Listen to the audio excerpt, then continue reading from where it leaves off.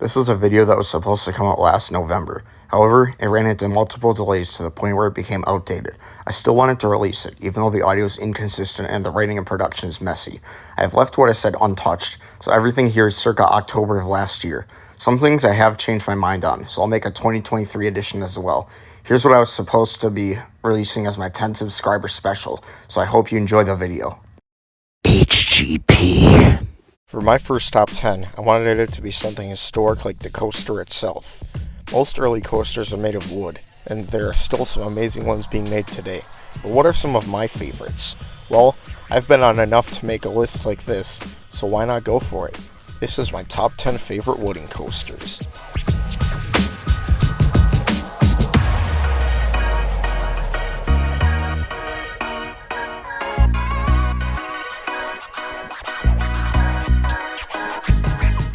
Before we start, how about some coasters that didn't crack the list? Blue Streak at Cedar Point is one that I rode when I was 8 and I did not like at all. It'd probably be a little better now, but I still don't think I'd love it that much. And Pegasus at Mount Olympus definitely lived up to its reputation as one of the roller coasters of all time. Just so you know, hybrids do not count for this list, but I'll let you know where I would have put them. But without any further ado, here are my top 10 favorite wooden coasters, circa October 2022.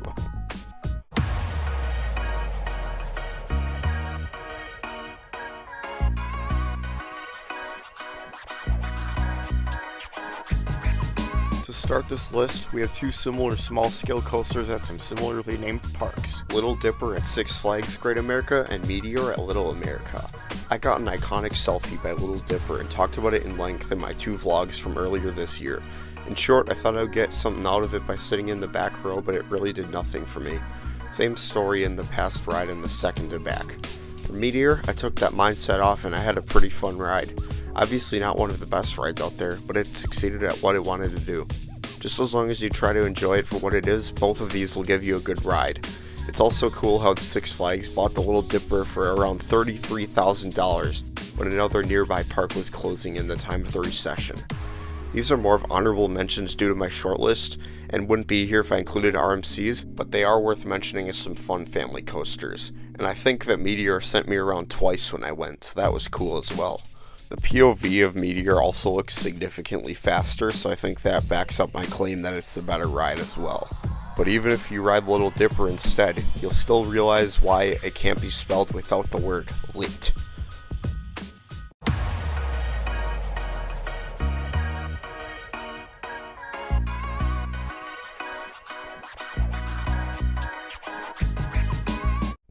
Cyclops at Mount Olympus.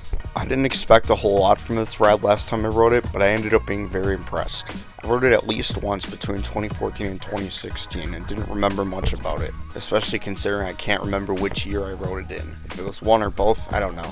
But anyways, I had a great time on this ride. And as it turns out though, it was just the appetizer for Mount Olympus's wooden roller coasters. Not counting Pegasus, that thing was really awkward. Oh, and that first drop seriously is pretty awesome.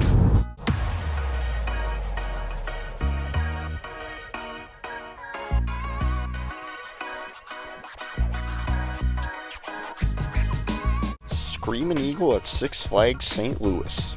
I said this about Cyclops after I rode it. That thing is gonna freaking fly up my rankings. Probably near Screamin' Eagle if I had to guess.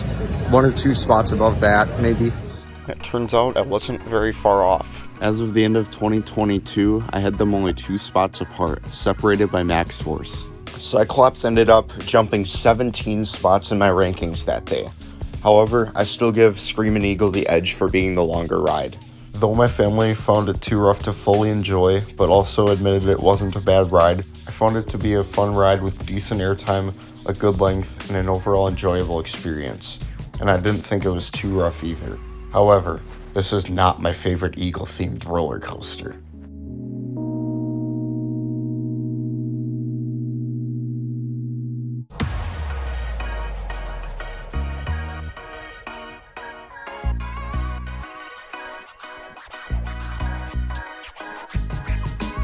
Viper at Six Flags Great America.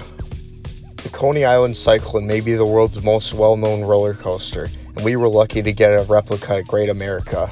I don't know if I've ever ridden it backwards, but going forward alone is really fun, as long as you're not in the very back rows. That's a pretty rough spot.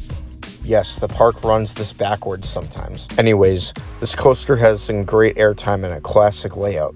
But while this layout may not be anything unique, the coaster's history certainly is, as this is the only one that Six Flags has ever completely built and manufactured themselves.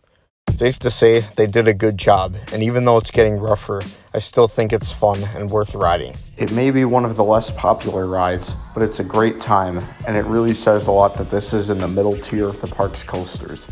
That's when you know you have a good lineup. I'm not sure how many years this ride has left, but I'm going to enjoy every minute that I'm on it.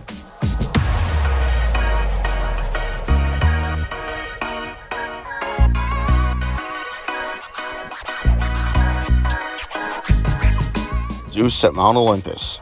I like to think of this ride as a better version of Blue Streak, since they both have similar layouts, where it's pretty much just a bunch of airtime hills with a turnaround in the middle. Like Blue Streak, I didn't really like it the first time I rode it. When I rewrote it in September, I thought it was alright, but kind of disappointing. But then my second ride happened, and that was awesome. The coaster has a good sense of speed and some good airtime moments. That's really all you can ask for, right? Not quite in my top 20 overall, but it has some real spicy elements that make you go, wow, that's like eating a hot one. Zeus may not be an amazing ride or anything that really stands out, but is definitely deserving to be on this list.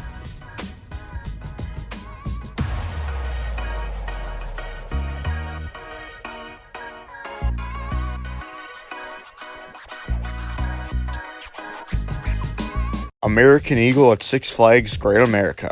You knew this one would be on the list. I've made it clear this is one of my favorite rides at the park. Yes, the Helix isn't great. It's larger than it should be and it's a real buzzkill, but the rest of the ride is so good that I can put up with it. Built as Intamin's first major coaster, it proved what they can do and was a stepping stone to bring them where they are today. While the ride isn't in my top 10, it might as well be.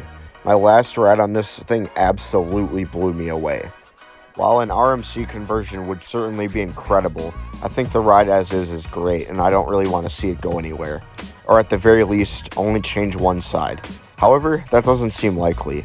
Six Flags already wanted to RMC this thing a long time ago, but RMC convinced them to build Goliath instead. You know what, actually screw it, we're gonna have Goliath on this list because everyone else puts it as a wooden coaster on their lists, so why shouldn't I? Anyways, this ride is definitely a weaker RMC. It's good at what it has, but what it has is pretty short, and that's the biggest downside. But every element packs a punch, and it's overall a very good rush. I can still get off Goliath and feel completely satisfied with the ride. I wouldn't really be able to say the same if I rode Max Force. It could definitely be better, and may have been if American Eagle was RMC'd, but I really like what we have with Goliath.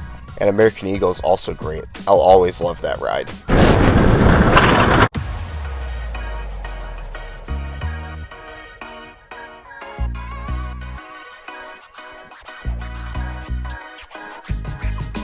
American Thunder at Six Flags St. Louis.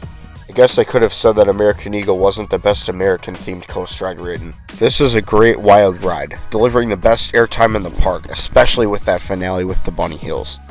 I really don't have that much to say about this one. It's just a great wild ride that GCI did a good job on. A very good pick for my last ride of the day.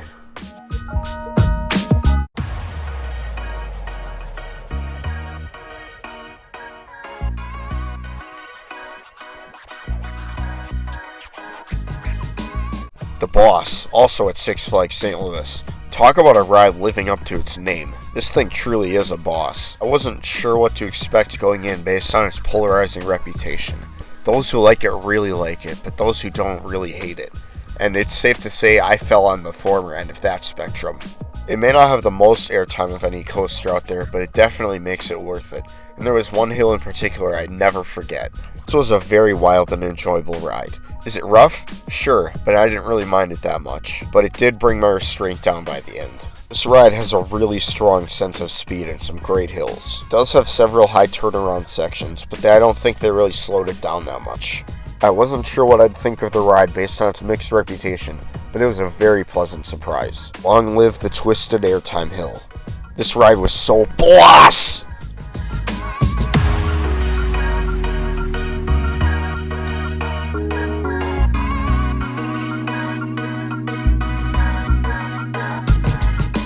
Hades 360 on Mount Olympus.